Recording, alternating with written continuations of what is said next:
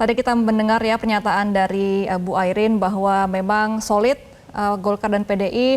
Nah kalau kita lihat nanti dari kampanye nih Mas Toto, Airin ini kan punya celah dari keluarga, Ya. latar belakang keluarga, sedangkan Andra Soni ini tidak ada. Nah kira-kira apa yang perlu diantisipasi dari Airin mungkin ya ketika nanti akan dimainkan isu mengenai isu korupsi dari keluarganya?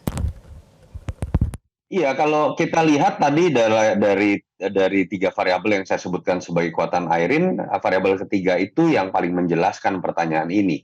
Bahwa Airin sendiri sudah bisa dianggap memiliki personal branding yang terlepas dari sekedar bagian dari dinasti Ratu Atut. Dan kalau kita lihat bahkan dia sudah menjadi politisi perempuan nasional yang namanya bahkan melebihi sosok-sosok di keluarga Ratu Atut. Dalam konteks itulah menurut saya Airin harusnya tidak akan terpengaruh terlalu besar dari adanya isu terkait dengan korupsi yang pernah menghinggapi Ratu Atut misalnya. Dan itu yang menurut saya menjadi kekuatan tersendiri. Ditambah sebuah kesadaran bahwa image negatif hanya bisa luntur ketika sosok ini turun langsung. Dan tadi kita sudah dengar ya, dengan hampir 1.400 desa, artinya ini sudah bergerak mungkin 2 tahun kalau hitungan saya.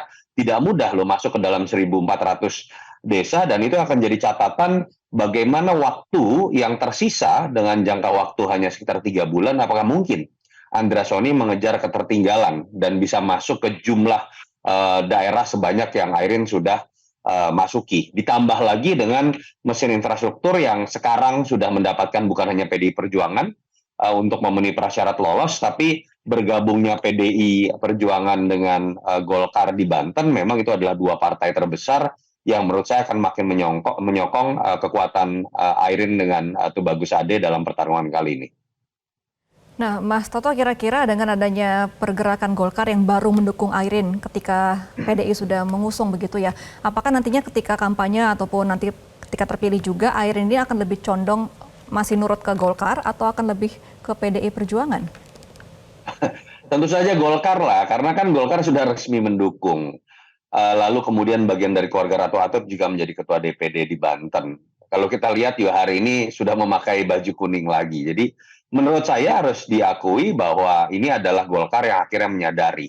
DPP Golkar terutama Bahlil akhirnya menyadari bahwa permainan politik di konstelasi nasional kalau dilakukan secara kasar dan tidak berhitung dalam konteks kelokalan akan merugikan Golkar.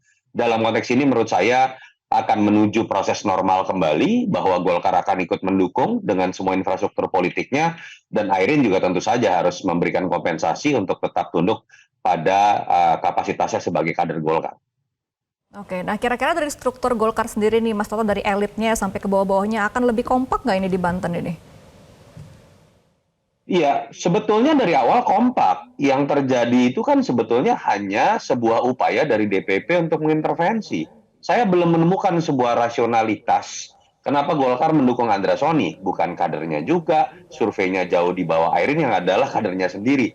Sama terjadi pada situasi di Jawa Barat. Saya belum menemukan rasionalitas bahwa yang namanya Ridwan Kamil kenapa tidak dimajukan saja di Jawa Barat. Hampir pasti menang, di atasnya Deddy Mulyadi, lalu kemudian dimajukan di Jakarta dan Jelajahi cara baru mendapatkan informasi. Download Metro TV Extend sekarang.